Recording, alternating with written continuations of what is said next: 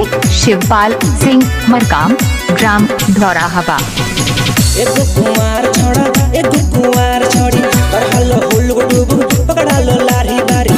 एगो कुमार छोड़ा एगो कुमार छोड़ी कर हलो हुल्लुक डुबुक पकड़ा लो लारी बारी। पीछा छे ओढ़नी नुका छुपी ओकर बा ठोका ठोकी ठोका ठोकी कर हलो ठोका ठोकी ठोका ठोकी ओकर बा ठोका ठोकी ठोका ठोकी।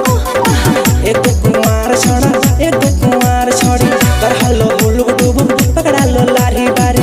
एगो कुमार छोड़ा एगो कुमार छोड़ी कर हलो हुल्लुक डुबुक पकड़ा लो लारी बारी। पीछा छे ओढ़नी नुका छुपी ओकर बा ठोका ठोकी ठोका ठोकी हो गेलो ठोका ठोकी ठोका ठोकी ओकर बा ठोका ठोकी ठोका ठोकी।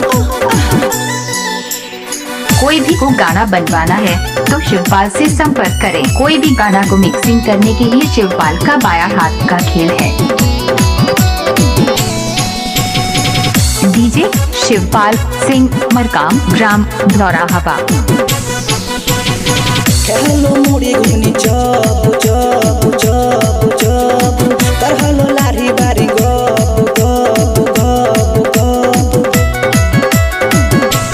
हके छोड़ी। खेलो मुड़ी घुनी जब जब जब जब कर हलो लारी बारी गप गप गप गप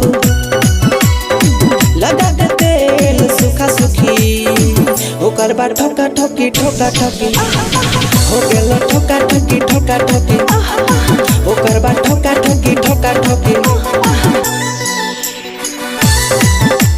मेरा नाम तो सुना ही होगा, शिवपाल सिंह मरकाम।